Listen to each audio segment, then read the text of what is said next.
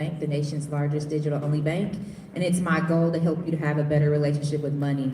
My personal financial journey, I've been with Ally for 15 years in various roles, starting out in our corporate citizenship function, really doing this work, going into the community, teaching people about financial literacy, giving grants to nonprofits, and I was in that role for about 10 years and decided to do a stretch role into our wealth business, our invest business.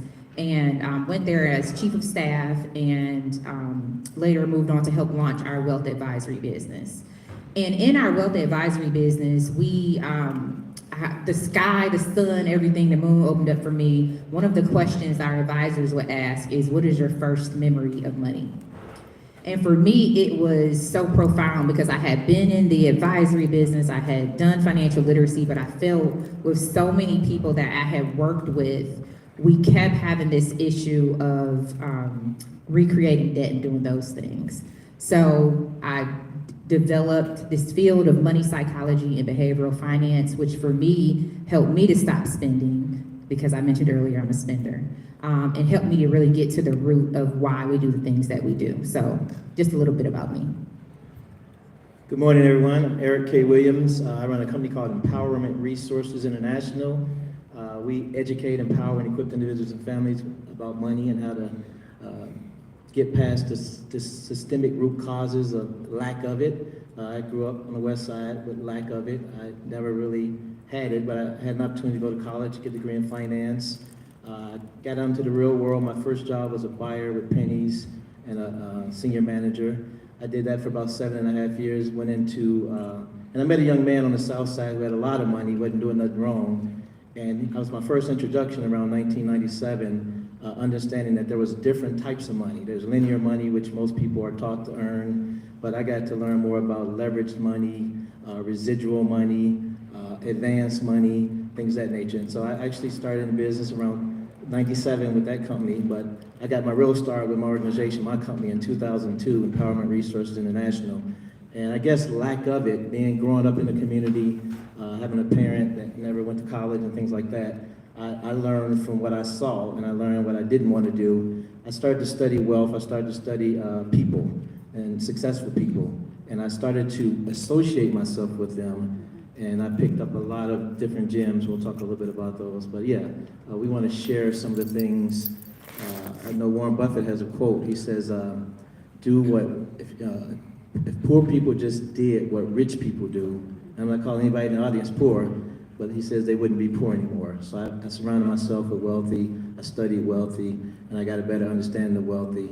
And Empowerment Resources International was all about empowering people with resources. And so I've been doing that for, I guess, half my life. So glad to be here. Thank you all. Thank you for this opportunity to be here. My name is Lynn Richardson. I am the host of the Millionaires Roundtable, Monday through Friday on WVON. I am preferred financial expert for Good Morning America, the Steve Harvey Show, the Breakfast Club, you name it, I'm there. I run empires, all of the business for people like MC Light, Fantasia, Russell Simmons, and quite a few other people in California.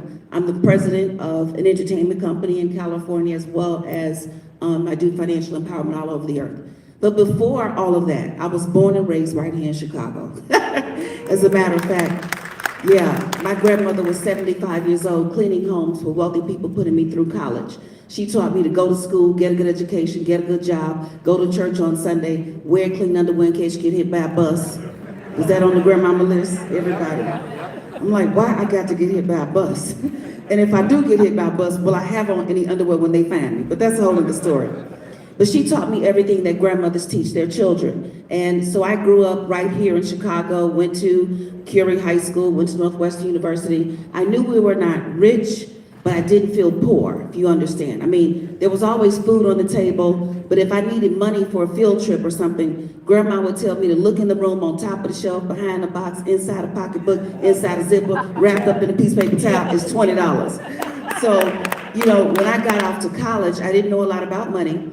I made the same mistake that many people do. I went into a room about half this size. There were credit card tables all around the room. And instead of me going to get one credit card, I decided to get one of each. That did not go well for me. I always had the gift of gab, so when the creditors would call and say, Lynn, can you borrow the money? I'd say, can I borrow it from you? I had all kind of funny answers until I got out into the real world. My credit was jacked up. My furniture was from Rent-A-Center, and so here I am supposed to be young, gifted, and educated, but I was young, gifted, and broke.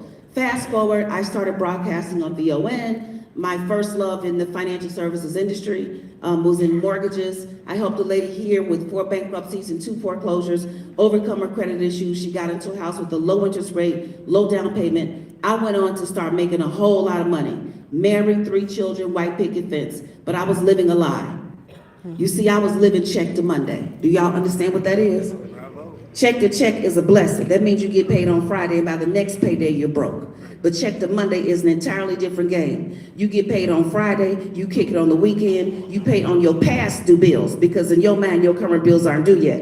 And by Monday, you're broke. And I was living that lifestyle, making $50, $60, $80, $90, $100,000 a month. Not a year, a month. I would always find a way to spend more money than I had. So I spend my life helping people understand this. More money doesn't solve a money problem. If it did, millionaires wouldn't go bankrupt. So I'm excited to be here to share more tips about budgeting and credit. Thank you.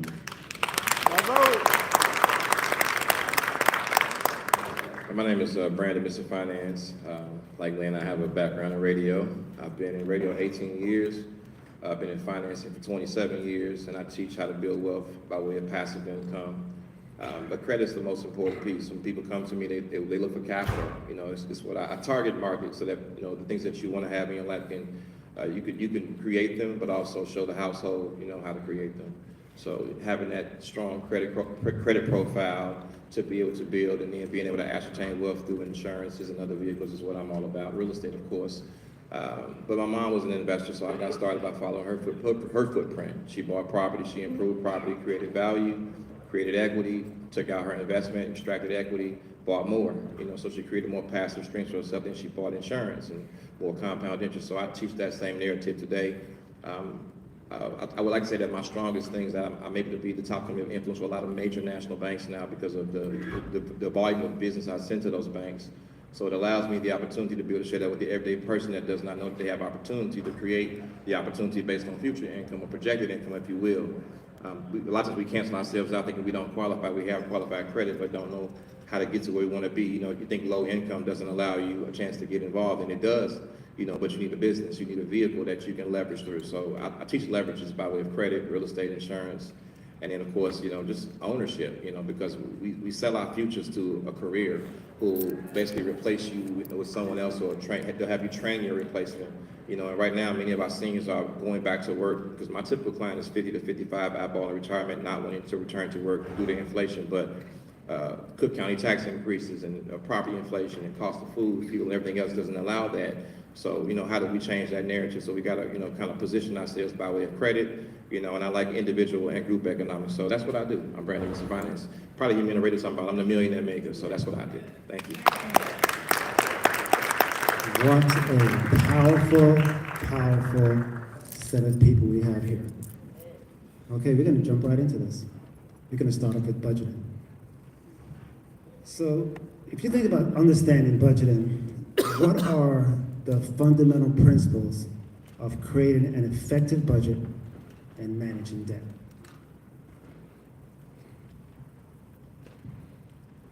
Okay, I'll kick it off. So I'm gonna take you a step back from the actual skills of budgeting and really get to why are you spending? Because I think oftentimes with people, we don't understand why we're doing the things that we're doing, we're just doing it mindlessly. And so for me, when I think of budgeting, I have more of a values spending plan approach where first, what are your values? What do you believe in? What are the things that make your heart soar or make you really angry? For me, it's generational wealth, it's for protecting the environment, it's buying really, really beautiful things. So I'll give you a story. I was at the airport not too long ago and Spanx. Have y'all seen the Spanx leather leggings? They're faux leather. Okay, so they're black leggings. And I was in the line to get these Spanx, and I thought, does this align with my values? Does this check the box of being really beautiful? No, because I got 20 pairs of black pants at home, and I put them back.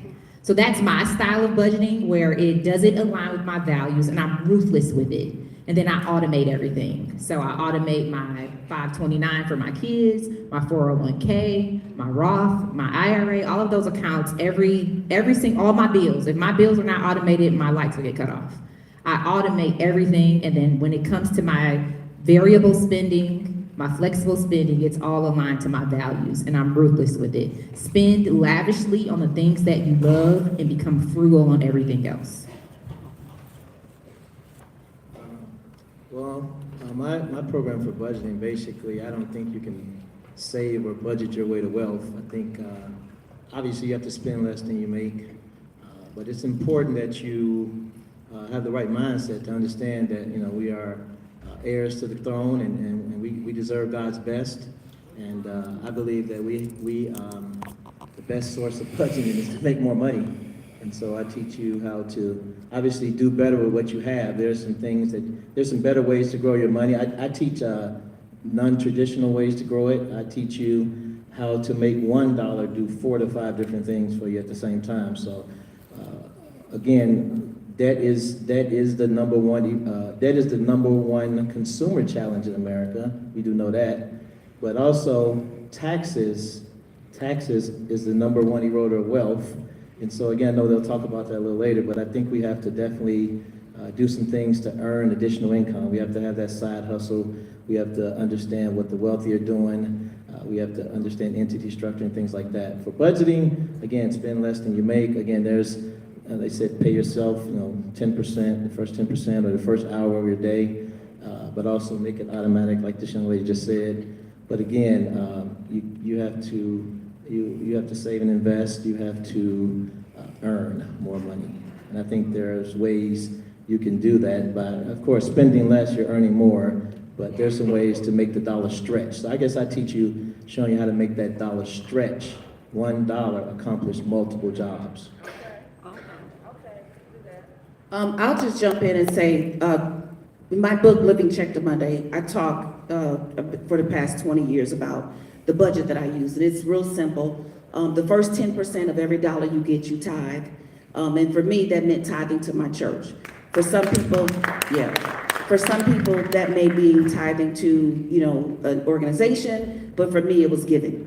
And when I started tithing, I was broke. I was flat broke. And people always say, well, I'll start when, or I'll start here. But has anybody here ever gotten a raise? Just raise your hand if you ever got a raise. And when you got the raise, did you raise your expenses? Right. So we sometimes don't do what we say we're going to do, but I just started doing with what I had, the right thing that I felt. And I am also an ordained minister. So people say, well, Lynn, did you tithe off your first 10%? Off your gross or your net? And this is what I did, because I was broke, flat broke as a joke, had filed bankruptcy. And so I called God to the boardroom and I said, look at here, I'm going to give you 10% of what I got. I didn't get the rest. You're going to have to call FICA and them for that part. So, I was just real with it, kept it real, and I just believe that God blesses babies and fools, and maybe I was both, I don't know. But so the first 10% you tithe, the next 10% you save. We've talked about that. Several people will agree with that. And that's not just saving for a rainy day, but saving for a come up. When the stock market goes down, that's an opportunity to buy stock low for a come up. When real estate goes down, that's an opportunity to buy real estate low for a come up. The next 30% is cash on a separate debit card for your incidentals. I used to say cash in your pocket, but we don't carry a lot of cash now. And the reason I say separate, so that it will not mix up with your bills and it will not mix up with your tithing and your saving. But it's also to make sure you are aware of the things that we buy, for example, on a Black Friday or Cyber Monday, that aren't worth the ashes we could burn them to. So I say be careful about deals at the state. $5,000 rims on a $500 car. Shoes for feet that need flip-flops. I tell women all the time, we buy these purses, and no matter how bad the economy gets, a purse company will never go out of business. So I say from this day forward, we will live by the universal purse test, which says if the purse costs more than the amount of money you can keep in it on a regular basis, leave it on the rack, okay?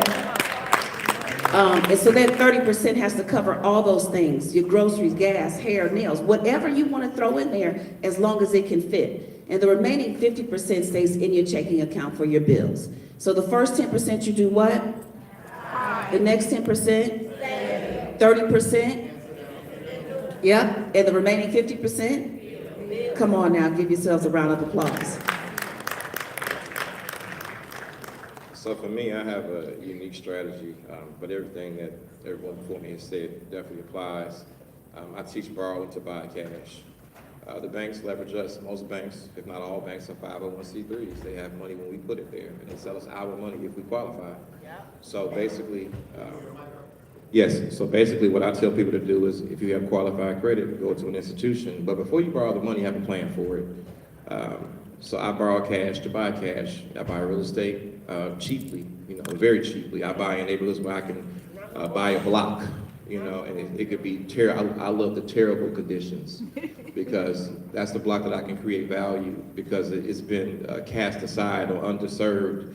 So you can begin to plant your feet there and create value, and then look at buying commercially, and then create more passive streams. So I'm a passive junkie.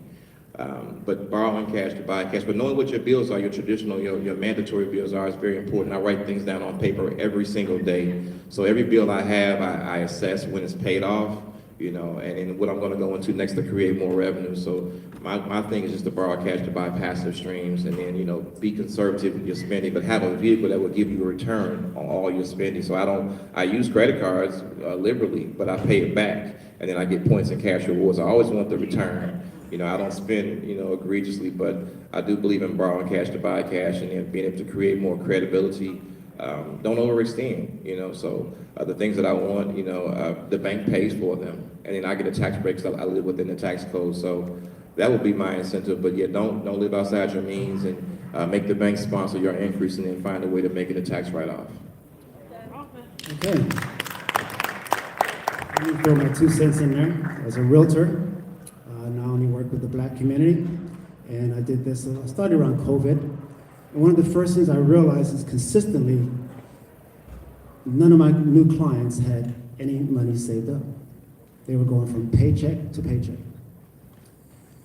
We'll talk about credit in a minute. So what I typically tell them, the first thing is, if you get a credit card that has this exorbitant interest rate, that is not your money. If Big Bubba came up to you and said, look, I got a credit card for you, would you take it? No. That's literally what's happening. You got this credit card, this super high interest rate. So anything you buy, if you buy it on sale, you're gonna lose the sale price because you put 20% interest rate on it. So when it comes to budgeting, one of the first things you might want to do is get out a piece of paper, grab your debit card, checking account, and start from the beginning of the month and start writing down everything you spent. On the stuff you spent, you're just gonna add it up. But what's gonna surprise you when you look at it and say, wait a minute, I spent that much money? Yes, you did. So if it's not on paper, it's in your head. That's the same place we have fantasies, dreams, and all kinds of stuff going on. And that's where your budget is? No, it's got to be on a piece of paper. So you start off by writing out every penny that you spent through the month to see where your money's going. That's the beginning, step one. All right, let's keep going. Common budgeting mistakes. What is the biggest challenge to managing finances, and why do you believe that people experience that pitfall? Okay, everybody out there, raise your hand if you know what a budget is. All right, raise your hand if you have heard about credit or know about what a credit score is. Then why are we still talking about this stuff? Seriously, that is for me working in banking for the last 15 years, I realized that we know what to do. We know we should spend less than we make. We know that we should not have credit card debt. We know these things, but we have behaviors that are stopping us from actually implementing the skills of being wealthy. And it's mindset. Your thoughts create your emotions, and your emotions create your actions. We got to get to the root of what are we thinking? What are we thinking about credit? What are we thinking about budgeting and debt? The shame that we carry with all of this. So I think the biggest pitfall is that we're jumping to the skills, and people really, we got to get our mindset together. We have got to get to a place of understanding who taught you about credit. What did you learn about credit? Is it good? Is it bad? Is it a tool? Who taught you about money? And confront those things, those beliefs that you have about money, because then we keep getting into this circle, this cycle of we're creating a budget and you don't use it. We are creating credit plans and debt payout plans and you don't use it. So I think the biggest pitfall is we got to get to the root of some of this. I'm gonna toss it to y'all. I think the biggest pitfall is really lack of knowledge. It's out there, but people haven't been taught how to use it, or how to understand the system. You know, it's out there. I think systemically, I think the world wants to keep you in debt. They want you to, you ever paid off a card and got it low, and then all of a sudden everybody else is sending you stuff? And so there's a lot of pressure, and I think there's a lack of knowledge on the process of staying free. You know, if you don't do this, if you do something over here or you don't do something over here, I think there's a system in place. I'm not a conspiracy theorist or anything like that, but I think there's a system in place to keep us on the roller coaster.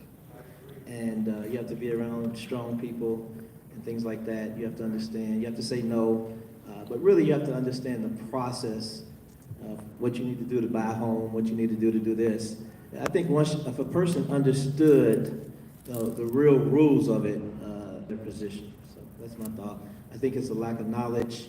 I don't really think it's taught like it should be. And so that's my 2 cents. I agree with everything that's been said here, and I'll add this. I think we come from a history of not having African Americans and other people of color, and we've been taught that when we get the opportunity to have, that we need to show the world that we got it. And we do that with furniture, jewelry, clothing, cars, and things that do not increase in value. So I always say rich people stay rich because they act poor. Poor people stay poor because they act rich. That part. And poor people stay poor acting rich in front of other poor people, which is real crazy. Woo! We can just all say amen on that. Amen. Because when I was living beyond my means and I was living check to Monday, I was trying to impress people. I'm just gonna be honest. I would loan money to people even when I didn't have it because I didn't want them to think I was broke, which I was. And so I say agree 100% it's mindset. Oh, you're gonna enjoy this. Second, I will agree that it's knowledge. You have to understand that the people who created this country did not create an economy where people could actually learn how to think and Come make on. money. They created an economy so that you could work to make money. Well, And so we need to stop teaching our children to go to school, get a good education, and get a good job. We need to teach them to go to school, get a good education, and learn how to make jobs. I tell people you have to do 3 things. You spend less money, you have to get more money because one stream of income is hazardous to your wealth. If you rely on one stream of income, you're in trouble. And the 3rd thing is you have to Thank get you. your money back. What do I mean by that?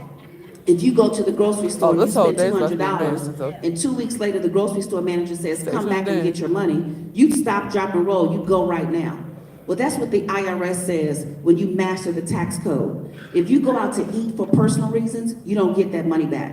But if you leave here and go and have a business discussion with a potential colleague or business partner, you get that money back at tax time. When you drive your car, when you take a trip, the IRS says that over 400 times. So in my book, Get Your Money Back, Tax Deductions You Never Knew About, I try to teach the very basic things that people need. But I agree, it's up to us. And if we can change our mindset and get the knowledge, because knowledge is not power until it is put into action. that part.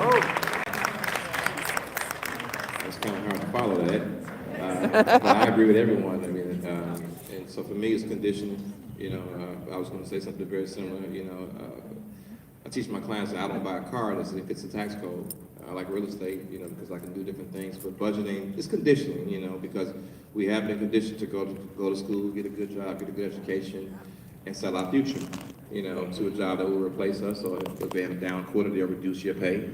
And so that's the condition of it all. And I give the narrative of, other persuasions that buy in our communities. There are millionaires in our communities. They come in the form of convenience stores, gas stations, liquor stores, payday loan stores. Now dialysis centers because you put bad food in your body. But who's inside those businesses? Come It's the on. mom, the dad, the sister, the brother, the cousin, the uncle. They teach them business acumen. They learn how to run a business. They go to banks and make bank runs. So now they know who to talk to about money. And many times they have 7 years of free money. So they're preparing the next person to come in and be able to have more accesses. And then they buy a community.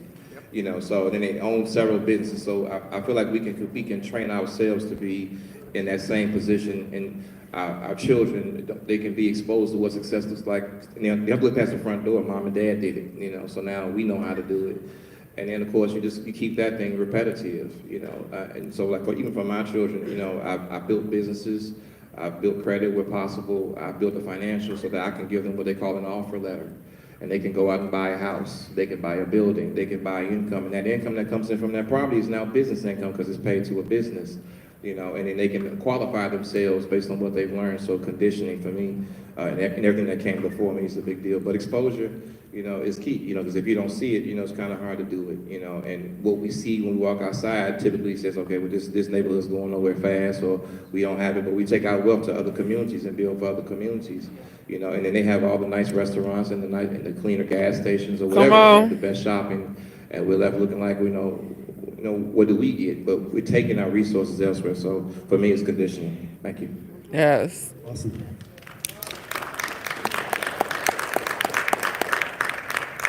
How does the role of credit, how does it impact your individual financial health? And are there some tips on how you can improve it? Let me just take a first stab at that. So first and foremost, credit is not your money. It's someone else's money. Okay, that's the first thing. Secondly, if you want to build wealth, simply wait till you can afford it to buy it with your own money. And then you won't have to worry about the credit. Just simply wait until you can afford to buy it with your own money. Outside of that, credit cards are very easy to get, and they're very easy to abuse. Right? So the bottom line is, if you want to establish credit, there's two ways. You can just go to a bank and get a credit card, or you can just buy one, a secured credit card. They weigh the same. Okay? Secondly, when it comes to using your credit, the lower the balance on the credit card, the more it's going to be worth in points. So the bottom line is, you get the credit card, the best way to use it is as little as possible. I say buy something for $1 a month. And by buying that credit, using that credit card that way, when it reports, it's going to be worth as much points as it can be. So the lower the balance, the higher the score. Make sense? Okay? So a credit card, funny thing about it, if you have a 30-day late on a credit card, which means you passed the due date and you didn't get the payment in, it's going to take about 6 to 9 months of on-time payments to recover all the points lost from that one 30-day late. 6 to 9 months. So the bottom line is, you want to avoid having a late. And there's some people, they're going to be late again. Now they have a 60-day late, but they'll pay that 30-day late to avoid the 60-day late. So the bottom line is, it's not worth having a late on a credit card. So you'll want to try to avoid using it at all costs. I'll keep passing the mic and then it's very short. So for credit, it's very vital on my end because I deal in the lending area very aggressively. So you're kind of prejudged, but you want to make yourself attractive as best you can for the things that you want to do. Otherwise, life will get expensive. It's already expensive. So I think it's very important to not overextend. Find vehicles to where you can make sure that you can service the debt on a continual basis. But credit is a very, I mean, when you think about it, anything that you want is based on credit. If you want to borrow a cup of sugar, are you going to give it back? If you want to get a car loan, if you want to get a credit card, if you want to get a mortgage, they're asking you what your credit looks like, and then interest rates apply, high or low. So do you want to pay the higher or do you want to pay the lower of interest? But having bad credit can hold you back. I've had some people say that, I'll wait 7 years or 10 years for this to fall off my credit. Well, that's 17 years of your life delayed. So wouldn't it be better to just pay your bills on time or not get overextended and be able to create what you want to create, if you will? I'll just go out on a limb. I'll talk a little bit about something about credit that I think is a huge entire myth. I'm going to talk first about bankruptcy. We have been taught that bankruptcy is the absolute worst thing that you could ever do. There was a time when if you filed bankruptcy, it would affect you getting a job, it would affect all kind of things. But we already know right now that, you can even go to the White House with everything. So all of that is out. You could be crimes, you could do everything. But that's a whole nother story. So bankruptcy is not the end of the world. And this is what I want you to understand about bankruptcy. I'm not telling everybody to go out.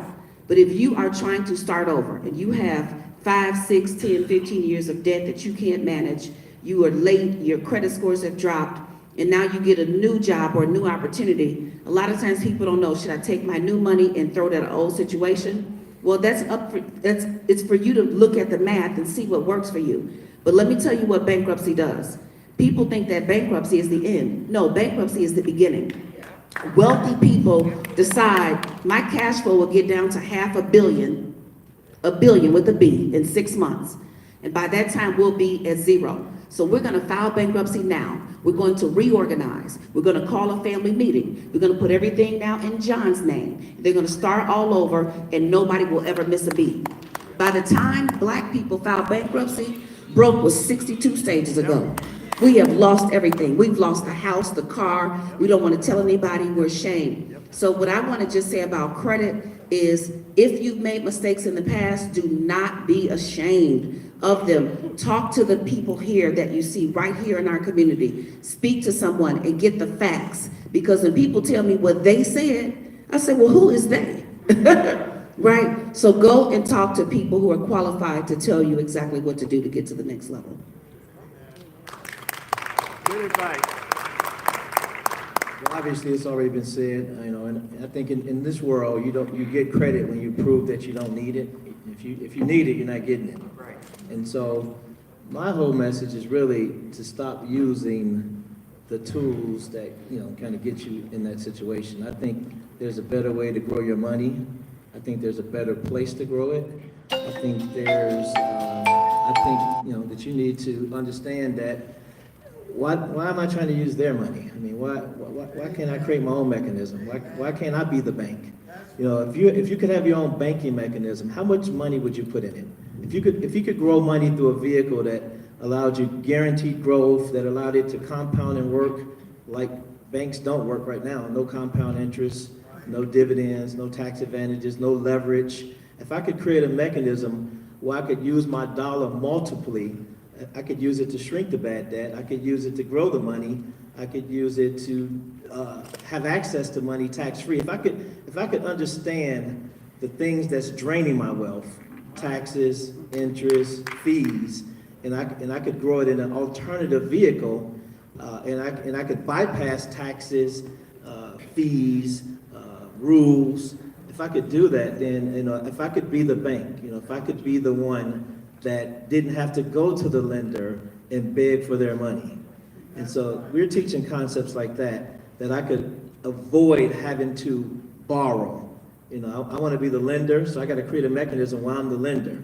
And I want to be able to understand what the keys to wealth, which is obviously, you can't be wealthy in America if you got debt. Debt is extremely evil, as in mortgages. In mortgage, your mortgage interest rate is advertised at 2, 3, 4, 5, 6%. But what's the real number on that? That's good. What's the real number? 60, 70, 80, 90, 100%. Right. And so again, my ideal credit is really to position yourself. Obviously, you have to use it to some degree. You have to understand the rules to it and prove that you don't need it. But grow your money, save your money, build your money in vehicles that would allow my dollar to work 10 times as harder and be tax advantaged. So again, it's all about wealth and understanding leverage and having the dollar do more things and being in the right structures and all of that. But my idealist credit is to try not to be the bank yourself, to self-finance. So I want to address the people who are afraid of credit, don't want to talk about credit, you're avoiding opening the bills. We have got to confront these things. So I want you to today, this weekend, before we get to Monday, go home, open up those credit card bills. Pull your credit report. We gotta confront these things and address it, look at it. And we have to, like Lynn said, release the shame about all of it.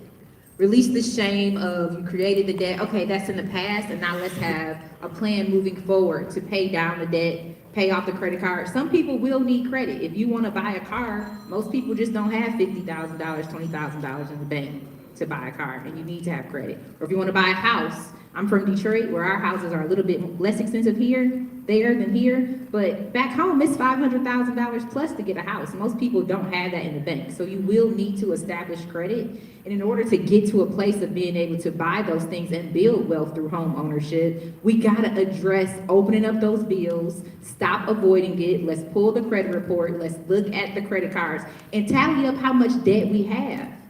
And then once we can tally up the debt, deal with the shame of it all, now we can get to a plan of paying it off and really building wealth. Okay. I'm gonna leave you with this too. When it comes to money, you're supposed to keep on the stupid hat. Not the smart hat, the stupid hat. When that person's explaining to you what you're about to do and how it's working and all that kind of stuff and you're not quite getting it, stop. What are you talking about? Drop your pride. I'm not gonna sign this, I don't even know what you're talking about. I don't know what this is. Put the stupid hat on. You can have the smart hat on later, but right now you need to keep the stupid hat on, especially when it comes to money and it's got your name on it. Then you need to get really stupid. It's gonna help you, it's gonna save you.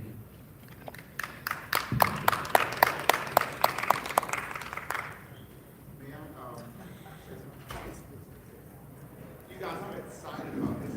Pastor Brooks, every one of them is right.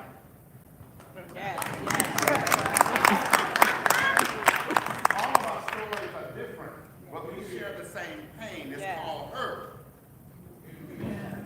So each one of them is right. I don't want nobody to think that one of them is wrong. You just got to figure out which one fits you.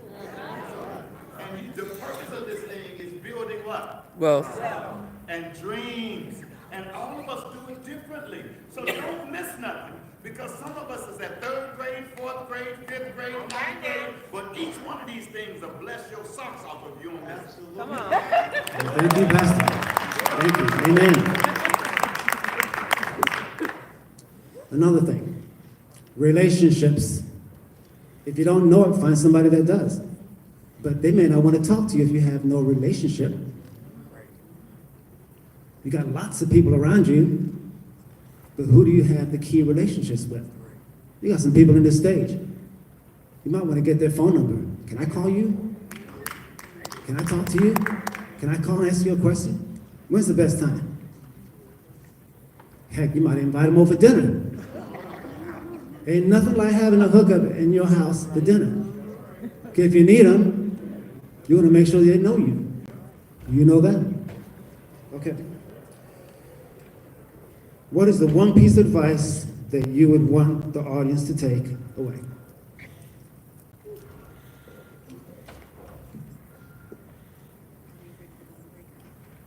It's very important to keep your credit good. What you just touched on is huge, relationships. So how I got to being the top net influence for a lot of major banks is relationships. Banks want to do business with those who do business with them. You know, so, and some banks will give you capital instantly, some require a 3-month or a 6-month relationship to be able to borrow their cash. And as these guidelines change, some of you that, you know, wanted to get involved because of the internet hacks that they expose to people that are now making banks apprehensive or change guidelines, you need to create that relationship. You know, so if you have credit, you know, and you have the relationship, it opens doors. And there's a lot of programs that don't require you to provide financials, you know, to kind of get ahead, if you will. But I would just say keep your credit good, keep your name good, you know, and build on and be reasonable, you know, measure the things that you want to get involved in. and then create group economics. Much of what Lynn said, about bankruptcy. I talk about it all the time. The corporations file Chapter 11 and Chapter 13s and different things, but they have someone ready to go right behind them. So build the people around you to have qualified credit. So in case you have an emergency, that you can keep going and not have any gaps. And you can plug the holes, but you can continue to create wealth, and don't make the same mistake twice. Excellent. I would say the number one thing, and I've been asked this quite a bit, on all kinds of stages and in all kinds of industries. I'm licensed in every area still. I've been licensed in investments. I still have a mortgage broker, real estate, insurance, all of that stuff. And I've not just taught, but I've practiced in every area and have been massively successful. I was the #1 financial professional at one of the world's largest financial institutions, and I was in a room with about, 300 other financial professionals. I was the only Black female in the room. Come on. And I was #1 in the company. And they went and they asked all the top producers, well, how do you become successful? What's your biggest takeaway? And everybody said different things. They talked about how they set up their customer service, or that they budgeted and that they did their finances, and everybody, to the pastor's, acknowledging what he said, everybody was right. But this is what I said, and this is my takeaway. The #1 thing that I would say, and I follow this, it doesn't matter what's going on in my life, money, relationships, businesses, no matter what. Acknowledge God in all your ways, and He will direct your path. With so many confusing messages, so many things, not knowing which one to do. I'm telling you, I have 3 daughters. My oldest graduated from Northwestern. My 2 youngest graduated from Howard. I've been married to a man who I love for 29 years. I've been successful and I've failed. And sometimes I don't know which way to go. And I get to an intersection. I don't know if I should go left or if I should go right. And I'm telling you, that works for me. Lean not on your own understanding. Acknowledge God in all your ways, and He will direct your path. Drop the mic. Drop the mic. We're done. We're done. Absolutely, you gotta have that spiritual component. Yes. God in heaven will allow what you allow on earth, and God will not allow what you don't allow. I think that's Matthew 16:19 CEV version. So you do have to have a higher power, higher spiritual anointing to understand. But I think you gotta hire the professional. Pay somebody, pay the expert, hire the professional, create relationships and things like that. But I think you gotta, if you don't know something, it's okay. Invest in yourself, invest in the knowledge, or have some people around you that have it, and then pay them, learn from them, barter with them, or whatever. But hire the professional. So yes, and to what everybody said, I think that definitely your spirituality, hiring a professional.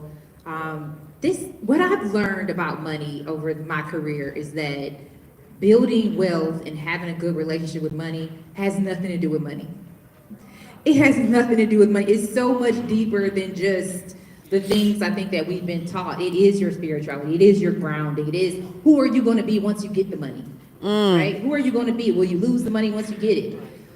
What are the behaviors that you have? So for me, I think my one tip is to get to a place of what do those things even mean to you? Because for you to know that your spirituality is grounding, that's your values. And if you don't have your values, once you get the money, don't have the money, we still will be lost. So I think it's shifting this perception that we have about money, getting to a place of understanding that it's a part of our overall well-being, and having that grounding makes the money flow easier. So through my work at Ally, we have a program called Ally Money Roots, where we go deep into your money psychology, and it's completely free. And it's called allymoneyroots.com. And check it out. It's ally.com/moneyroots.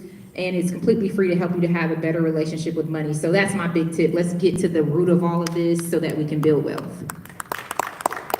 Awesome. Okay, final comment for me. 2 things, I already said it once. Stupid hat, when it comes to money, it's got your name on it. 2, these phones that we have today, they're not just Google Maps or get me to where I gotta go. It's come with a whole lot more than that. You have an accountant, a physicist, a chemist, a doctor, a nurse. I won't say friend, but anyone here heard of artificial intelligence? It's not going anywhere. It's here.